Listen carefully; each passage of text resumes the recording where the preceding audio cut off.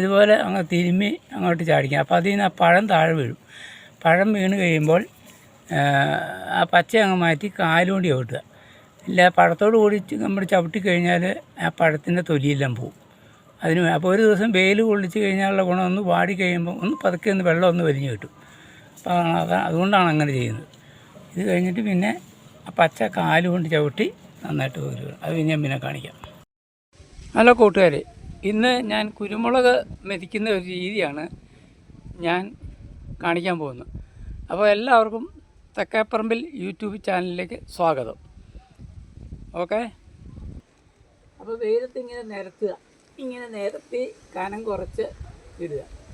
ഇങ്ങനെ നിരത്തിയിട്ട് ഒരു ദിവസം വെയിൽ കൊള്ളിക്കുക. ഒരു ദിവസം വെയിൽ കൊണ്ട് കഴിയുമ്പോൾ അതൊന്ന് വാടും, അതിൽ വെള്ളമൊക്കെ വലിഞ്ഞ് പോകും. അങ്ങനെ ചെയ്യുന്നതെന്ന് വെച്ചാൽ നമ്മൾ ചവിട്ടി മെതിക്കുമ്പോൾ കാലയിലുള്ള കറ പറ്റാതിരിക്കാനും പിന്നെ ഈ പഴം പെറുക്കി തിരിയേണ്ട കാര്യമില്ല. ഇങ്ങനെയാണെങ്കിൽ എല്ലാം നല്ല സൗകര്യമായി ഒറ്റ ദിവസം നല്ല ക്ലീനായി വരും. ഇതാ ഇങ്ങനെ നിരത്തി ഇടുക. നല്ല കാനം കുറച്ചങ്ങ് നിരത്തി ഇട്ട് കഴിഞ്ഞാൽ അതാ ഇങ്ങനെ അങ്ങ് നിരത്തുക. ഇങ്ങനെ നിരത്തി ഒരു ദിവസം വെയിൽ ഇങ്ങനെ കാനം കുറച്ചിട്ടാൽ മതി.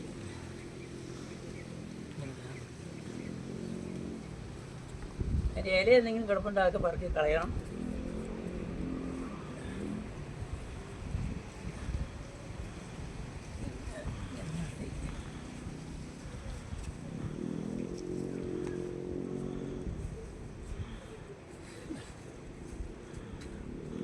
ഇല കിടക്കുന്നതൊക്കെ എടുത്ത് കളയാം.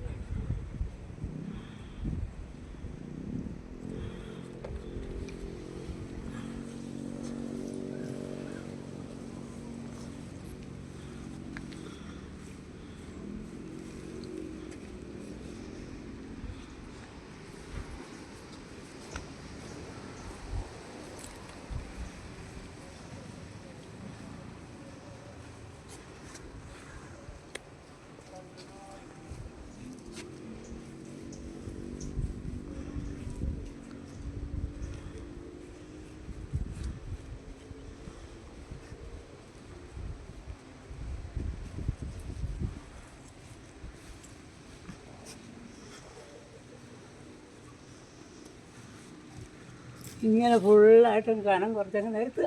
എന്നുവെച്ചാൽ ഒരു ദിവസം ഫുള്ളായിട്ടങ്ങ് വെയിൽ കൊള്ളിച്ചാൽ അപ്പോൾ വാടും. പിറ്റേ ദിവസം രാവിലെ വെയിൽ കൊള്ളിക്കരുത്. അതിന് മുമ്പായിട്ട് തന്നെ കൈ കൊണ്ട് മൊത്തം തിരുമ്മി എടുക്കുക. ഇങ്ങനെ തിരുമ്മി എടുക്കുക. തിരുമ്മി എടുത്ത് കഴിയുമ്പോൾ ഇതിനകത്ത് ഒരു 50% വീഴും. അപ്പോഴേക്കും ഈ പഴം കംപ്ലീറ്റ് വീണിരിക്കും. പിന്നെ പച്ച മാത്രമേ ചവിട്ടിയെടുക്കാൻ പാടുള്ളൂ.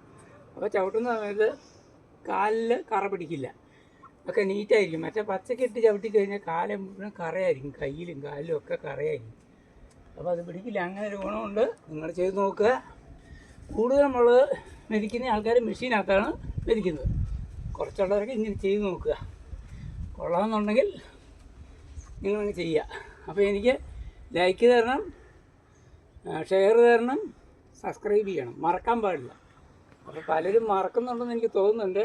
എൻ്റെ ചാനലിൽ ലിഫ്റ്റായി വരണമെങ്കിൽ നിങ്ങൾ ഞാൻ പറഞ്ഞൊക്കെ ചെയ്ത് നമ്മളെ സഹായിക്കണം.